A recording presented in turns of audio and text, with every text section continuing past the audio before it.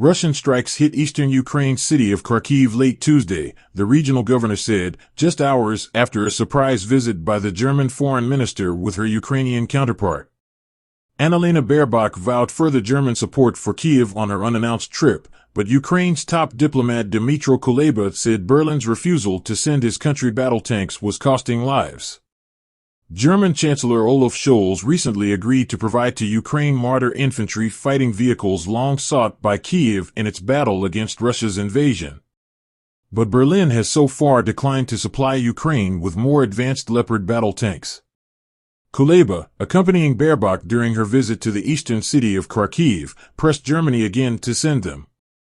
The longer it takes to make the decision, the more people will die, he said. I have no doubt that Ukraine will receive German Leopard tanks. I think the German government somewhere deep down understands that this decision will be made and the tanks will be transferred to Ukraine. Kharkiv has faced heavy bombardment during the war, but the front line has moved east since a Ukrainian counteroffensive last year retook territory from Russian forces. Stay in the shelters. The occupiers are bombing again, Regional Governor Oleg Synegiobov warned on Telegram. An AFP journalist heard several explosions in the city.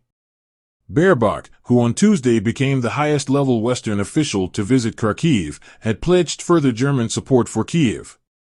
In all parts of Ukraine, from Kharkiv to Kherson to Kyiv, people should know they can rely on our solidarity and support, she said. She stressed that Germany will keep supplying weapons that Ukraine needs in order to free its citizens who are still suffering under the terror of Russian occupation. Baerbock brought with her a further help package of power generators, €20 million, $21 million, for demoning and €20 million as financial help for the Starlink project ensuring internet access for the population. Ukraine's President Volodymyr Zelensky on Tuesday said he had revoked the citizenship of Viktor Medvedchuk, once seen as Russian leader Vladimir Putin's top ally in Kyiv and accused of high treason. Medvedchuk, a former Ukrainian lawmaker who was handed over to Russia in a prisoner exchange last September, was stripped of his citizenship along with 3 others, Zelensky said in his daily address. Based on materials prepared by Ukraine's security and state migration services and in accordance with the Constitution, I have decided to terminate the citizenship of 4 persons, Zelensky said. He said the actions were appropriate for those who choose to serve not the people of Ukraine, but the murderers who came to Ukraine. Ukrainian tycoon Medvedchuk was captured in April last year by Ukraine's special services after fleeing home arrest when Russia invaded. The super-rich power broker, once dubbed the Dark Prince of Ukrainian politics, was accused of high treason and attempting to steal natural resources from Russia-annexed Crimea and of handing Ukrainian military secrets to Moscow. Several Western leaders, including Scholz and French President Emmanuel Macron, have visited Ukraine since Russia's invasion on February 24, 2022. But none have traveled so far east as Baerbock, where swathes of territory are under Russian control.